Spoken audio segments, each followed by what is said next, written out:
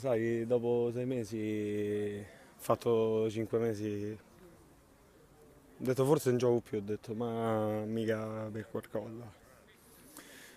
Naturalmente quando rientri in spazi così ristretti a una velocità che è sempre più alta, pure per squadre come questi ragazzi che c'erano stasera che ahimè io penso che erano abbastanza riamareggiati se, nonostante la nomea che avevo sentito dire che avevano messo in difficoltà Golbet, lo stesso Cotton e altre squadre, la Roma, quindi la squadra secondo me è una squadra valida la nostra.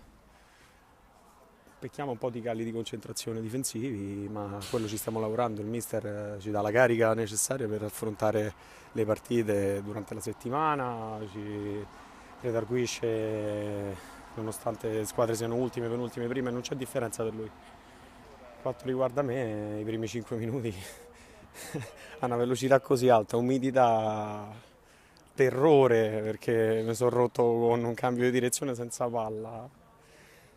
Sono stati 5 mesi, sono stati tosti, sono stati. Cioè, io ringrazio tutti quanti della Lega, tutti i ragazzi, di tutte le squadre. Sono sentito spesso con Maurizio, sono sentito spesso con i miei ex compagni di squadra che tuttora militano in qualche altra squadra e con la quale passo quotidianamente le giornate, come Filippo, eccetera, eccetera. Devo ringraziare veramente tutti perché, che vuol dire, so 6 anni che faccio sta lega, il divertimento che mi è stato levato per 6 mesi per non fare sport, non lo auguro a nessuno, poi per un tipo come me che non si ferma di fronte a nulla.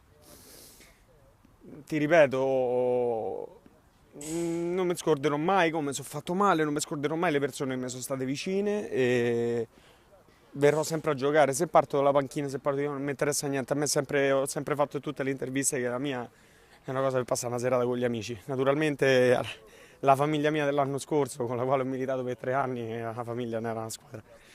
Purtroppo ha deciso di non partecipare più alla Serie A, però i ragazzi mi hanno dato una mano alla riabilitazione, mi hanno messo a disposizione tutta la Lazio Calciotto, sono stati presso tutti, hanno messo a disposizione Infusi, ex preparatore atletico della Roma, che è stato 25 anni a Trigoria, voglio dire, non so fortune da tutti avere questo ausilio da parte di terzi e devo dire grazie a tutti, vi do un bacio a tutti quanti.